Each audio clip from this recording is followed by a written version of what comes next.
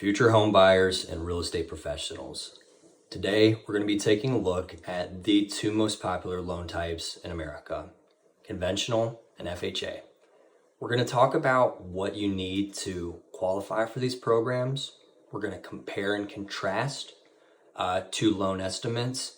And we're also going to talk about the property requirements for both of these loans. My name is Jackson Brower, and in 2024, I had the opportunity to help 140 families through this process. And for the year, I was top 0.7% in the United States. I say this to let you know that I am a credible source on what we're going to be talking about today. Let's dive right into how to qualify for both of these loan types. For the loan process, we look at three main things for what you're pre-approved for: credit, capacity, and collateral. Credit, pretty self-explanatory, is your credit score. Capacity is your ability to repay the debt. And collateral is the asset that we're lending on itself. For your credit score, there is what the guidelines say, and then there's actually what we see getting approved. I'm going to go into more detail on this later, but there's something called automated underwriting software that makes the judgment of whether or not a loan is approved or denied. If you don't meet what we're going to be talking about, it's just automatically going to be rejected. However, even if you meet all the requirements, it's not a guarantee for an approval. So I'm going to talk about what the requirements are on paper versus what I actually see getting approved. For a conventional loan, you need to have a credit score of 620 or higher, according to Fannie Mae or Freddie Mac. According to what I actually see, I'd recommend a credit score above 700 to give you the best chance of approval and also the best chance for this loan type making sense. For an FHA loan, HUD says you need a score of 500 or more if you're putting 10% down, or 580 or more if you're putting 3.5% down. What I actually see getting approval is if you have a score of 620 or higher. Debt to income, also called DTI, is how much you spend each month compared to how much you make each month. There's two types of DTI. There's your front-end DTI, which doesn't look at your future mortgage. And there's your back-end DTI, which also looks at your future mortgage. Debt is only what you're required to spend. The most popular things that we see in terms of debt on a credit report is a car payment, student loans, minimum credit card bill. If you have a phone bill and an Amazon Prime subscription, this technically isn't debt. For a conventional loan, you need to make twice as much as your debt. For an FHA loan, your front-end DTI, meaning not including housing expenses, needs to be less than 47%. Your back-end DTI is more flexible. It needs to be less than 57%. Down payment. If you're a first-time home buyer, or if you make less than 80% of the area median income, you can do 3% down for a conventional loan. If you don't meet one of those two requirements, you got to do 5% down. For an FHA loan, there's a 3.5% down payment minimum. You do not have to be a first-time home buyer to qualify for an FHA loan. Has to be your primary residence, and 99% of the time, you can only have one FHA loan in your name at a time. So this is what I alluded to earlier. There's something called automated underwriting software that Fannie Mae and Freddie Mac provides to determine whether or not we have the ability to move forward with the loan. When we run this software, it either gives us a yes, a no, or a maybe. If we do a maybe, we have to default to something called a manual underwrite, in which the requirements become a little bit stricter and the documentation that we need to review also becomes a little bit more extreme. So for reference, I've only done one manual underwrite in my career. Everything else was an approval from automated underwriting software. The differences in the loan itself has to do with the mortgage insurance. FHA has an upfront mortgage insurance premium, which you either need to pay at the time of closing or roll into the loan itself. every single client I've helped with an FHA loan has opted to roll it into the loan itself. For a conventional loan, if you put 20% down, or if you do less and then eventually you reach 20% equity in the property, you will no longer have mortgage insurance.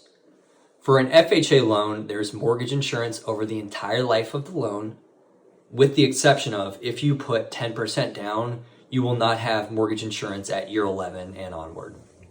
Let's take a look at two estimates. This first one's for a conventional loan. This client was a first-time home buyer that was above 80% of the area median income limit.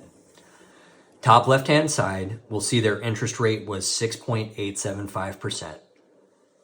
And the first box on the right-hand side, we'll see their estimated payment, including taxes, insurance, and private mortgage insurance, was $23.68 This was based off of a $306,950 purchase price at 3% down.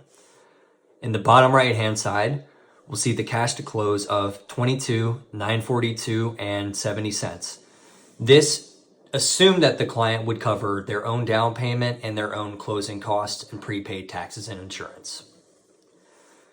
This is an estimate for an FHA loan, same client.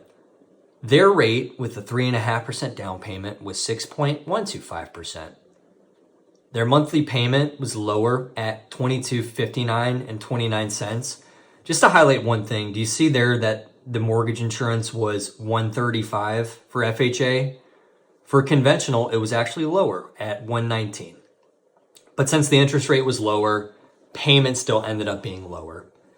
In the bottom right-hand side, we'll see the estimated cash to close of $24,434.80. This is because the down payment was 0.5% higher. Also, if you look at the estimated prepaid fees and escrow box on the right-hand side, the line item's kind of fallen off the screen, but the mortgage insurance premium was $5,183.60. This estimate had it being added to the loan itself. But one thing to consider is if you do the exact same down payment for conventional and FHA, you will owe more on an FHA loan. So that's what you have to compare, right? Is, saving this money monthly worth the extra amount that I'll have to pay back in the future? I'll guide you through, what the differences are, but at the end of the day, that is your decision to make. There are some differences as well in the home that you can qualify for with the conventional loan and an FHA. A conventional loan, for the appraisal, it's going to look at the value and the condition of the home. An FHA loan goes one step further and also looks at safety of the property. Some real-life examples of an issue that I've had with an FHA loan is peeling paint on a shed. There was a situation where the attic wouldn't close and the appraiser required, proper, screws or something to get the attic to close.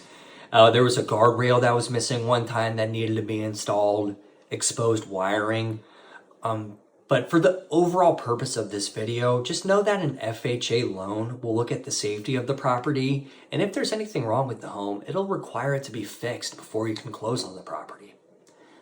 For an FHA loan, there's also something called the amendatory clause, which states if the value of the appraisal comes in below what you went under contract for, you don't have to negotiate to try to find an agreement. You can, but you are allowed to walk away from the property, and the sellers cannot keep your earnest money deposit. One thing to consider, keeping that in consideration, is that for the exact same offer for a conventional loan and an FHA loan, if I was selling a home, I'd probably pick the conventional loan because I wouldn't have to worry about the appraisal as much. For an FHA loan, there's also a requirement against flips. The seller has to own the property for over 90 days before accepting a contract with an FHA loan. Really important to know this if you're a real estate professional and you sell properties. Also, if you're buying a home from a landlord, you need to have rented that house for 6 months prior to going under contract for an FHA loan. That was an overall look at the differences between a conventional and an FHA loan. If you have any more questions, please reach out to me. I'm going to provide ways to find my contact information in the description below. The purpose of this channel, whether you're a real estate professional or a home buyer, is to help you gain wealth through knowledge. So if you want to become wealthier, please subscribe to this channel. Thank you.